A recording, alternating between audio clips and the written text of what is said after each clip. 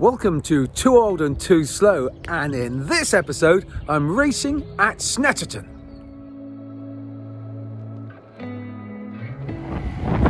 I'm really lucky to be part of the team. We've got Mark on the left, Jordan, Phil, and that's Lee, who works extensively on my car. He did most of the rebuild, to be honest. So Jordan's been swapping a few gears around on his car, which his dad is working on. Let's go and see what Mark's up to, see if he's finished changing the gears. The Hewlett gearboxes we use make it quite easy to change the gear ratios. So I think it looks like Mark's just finished. Well, there's 3 new gears. Well, we'll see. I'll try and follow him. Good thing about being in a team is the social side. We're just sitting out, enjoying an evening meal and celebrating Sarah's birthday.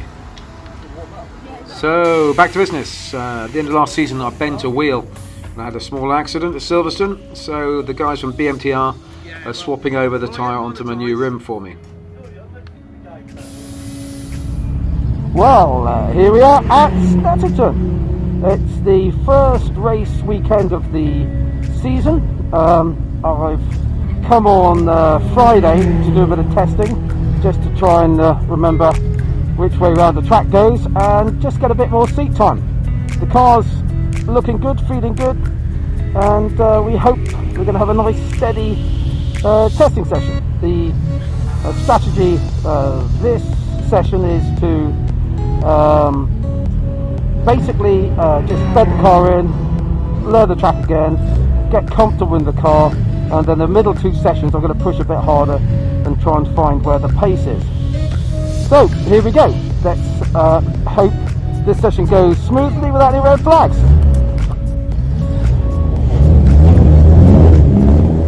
If you enjoy my videos, enjoy the content, please don't forget to subscribe.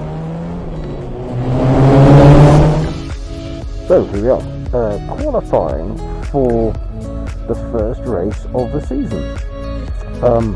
Strategy is just build up slowly. I need to get 3 good laps in. I think I'll probably see this every time I go qualify. 3 good solid laps in and then I can start to push. Because I need to get the 3 to make sure I qualify for the race. So here we go. Qualifying was relatively uneventful, apart from this moment when I think I was maybe holding Andy up a little bit, so he took an opportunity to dive on the inside, and that was close.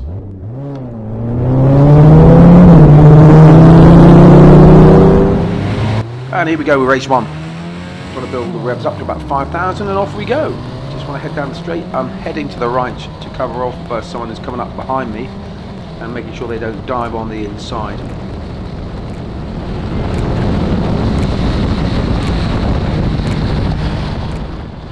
I'm a little slow through this one, and you can see Phil in front is just getting away as we head towards the hard right-hander here. I've got a slightly different line, and I'm just going to go around the inside. I think I can get better drive off. As you can see, Phil doesn't pull away from me too much, and I can sit on the back of him. Unfortunately, when it comes to this left-hander, he's way quicker than me through here, and you can see him pull away down the straight.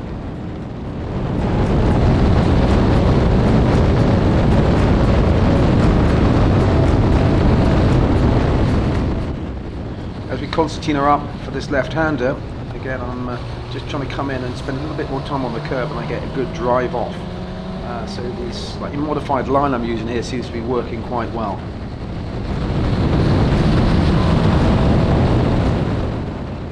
And this is where it all starts to go a bit wrong for me. The right-hander here, I'm okay. And as we go through the next right-hander, which is Williams, I'm really just a little bit too slow. I'm just not having the confidence enough to go through as quick as the guys in front, and there they go, they disappear into the distance. So I think I'm okay in the slower corners, but the faster corners, which require more confidence, that's really where I'm slow. But I can work on that.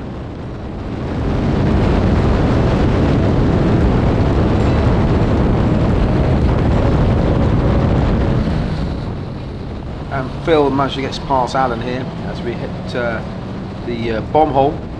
This is a corner which is flat out in third, and if you can hear inside my helmet, I'm probably screaming flat. Long right-hander, Coram. The critical bit for me, it may not be for other people, is to make sure that the next left isn't compromised. And I'm pretty pleased with how I'm taking that corner, because I'm quite close to Alan.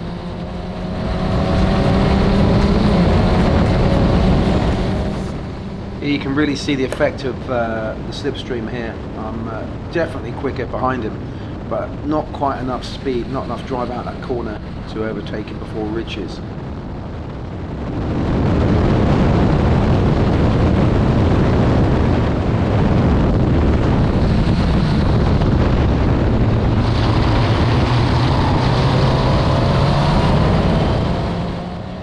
And for the rest of this lap, I'm struggling to stick on the back of the group in front. They never quite get away from me because I've got quite good speed through the slower corners, but the faster corners really do compromise my lap. If I can just have a bit more confidence through those faster corners, I reckon I would be able to stick with them.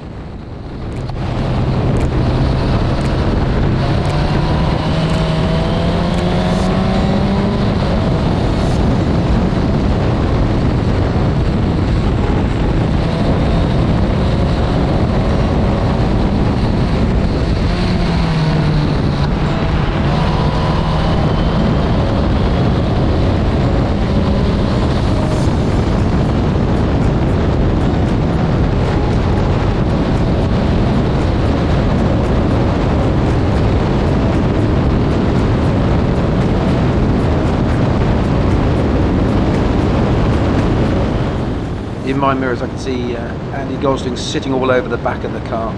There's very little I can do. He's in the slipstream and he just outbrakes me on the inside, and he slides past me. But you know, everybody's concertinaed up again, and I can got another chance of stick on the back of this group as best I can.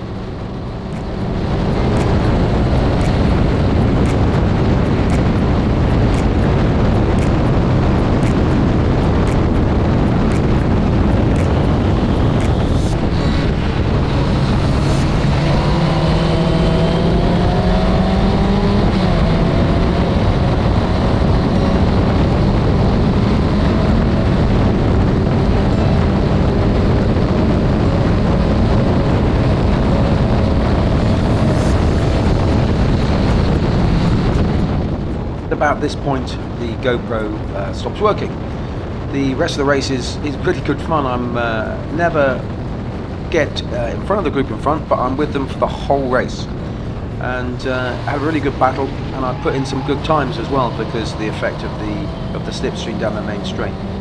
In Parc Fermé, it's a friendly affair, and we talk about how heroic we've been. So that was race one. Unfortunately, the GoPro stopped working after a first couple of laps, and the helmet cam also wasn't working. I think that's probably more likely to be my finger trouble. Anyway, I had a great race, finished 11th, which was a fantastic result for me. Really pleased with that. So that puts me 11th on the grid for the second race. So let's see how I get on. Phil doesn't get a good getaway on the left. Stuart just skirts around him. Great reactions from the marshal with a yellow flag, and we all make our way around the first right-hander on lap one.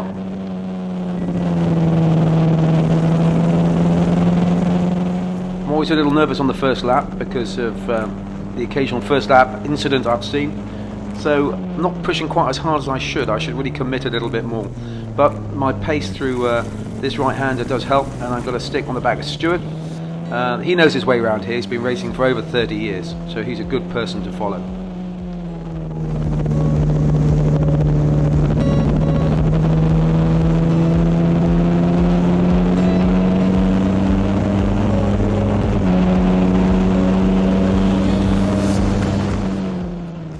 I just need to stick with Stuart. He goes a little bit deep. I can get the inside line, but not quite enough pace just to go up the inside. What I should have done is really push on the left hand side of Stuart and try and go through this corner and try and take him down here. So I think I've got the pace on him, but his car positioning is excellent and he's hard to get past.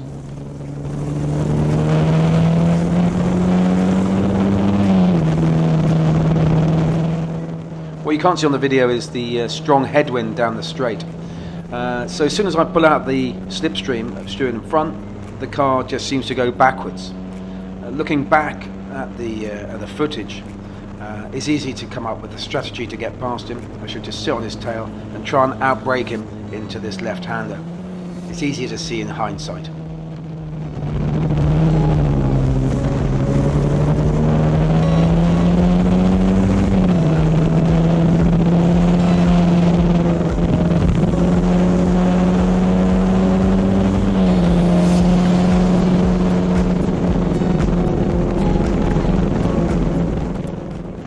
My positioning on Coram is slightly out on this lap.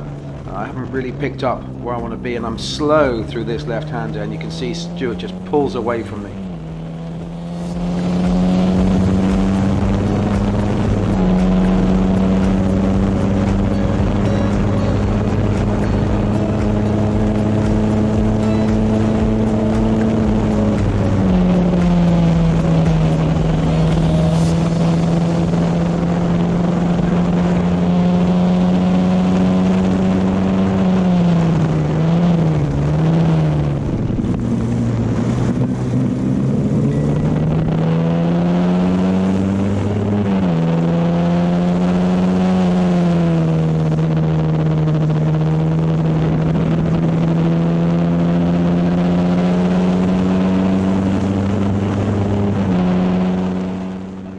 These slower corners, I'm going to try and make up a little bit of lost ground, and yeah, pretty much I'm getting closer to him, but never really in contention to get past him.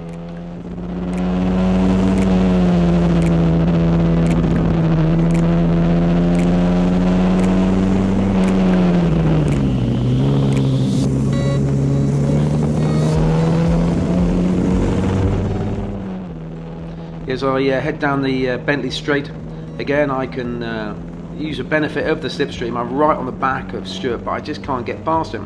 When I pull out, I hit a wall of air. What you can see in this next manoeuvre from Mark, executed perfectly. He's in a slipstream to the straight, pulls out, outbrakes me on the inside, and now it's his turn to chase Stuart down, and hopefully I'll stick with both of them and try and make a few places up.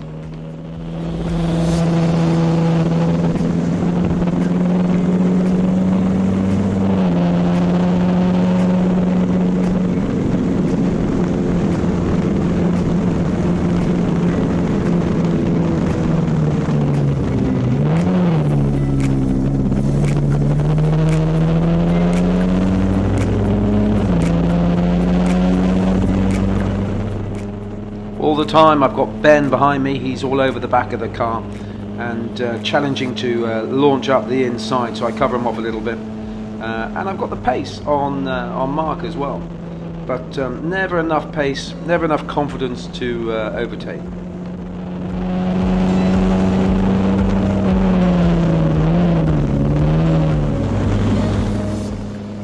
And later that lap, somehow Ben managed to drive past me on the outside down the straight, so I've lost 2 places. Disappointing, but you know, the race is still on.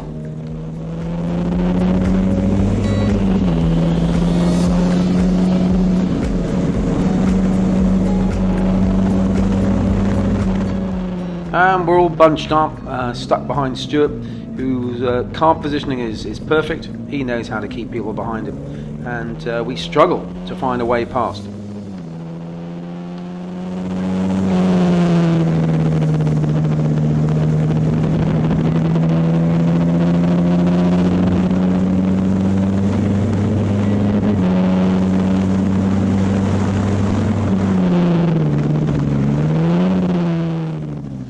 This is really good fun, classic Formula Ford racing. I almost get Ben on the inside, then he launches out, and then he managed to find his way through Mark Harrison's position, and he's now going to lead the assault on Stuart.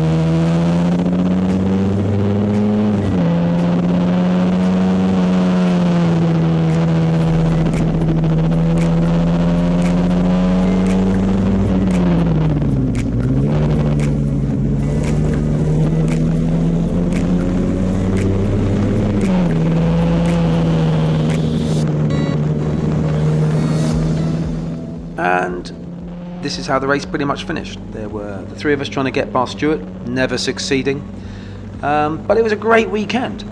We did all the things that we love to do at a race weekend. We got together, we ate together, we laughed together. We even swapped Ben's engine over in the paddock.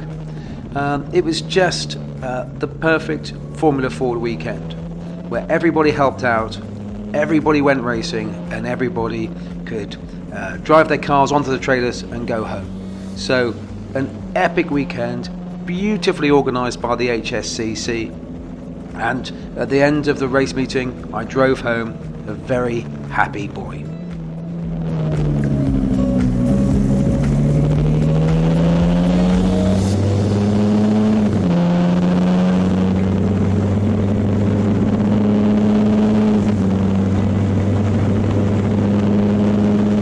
So that was the last race. What a great time I had. I really enjoyed it. Great to be back in the car and seeing the rest of the team, and feeling really positive about the 2022 season. The car's feeling really good, and I'm starting to get more and more competitive. You know, my fastest lap time was 2:10, which is a lot faster than I really was expecting.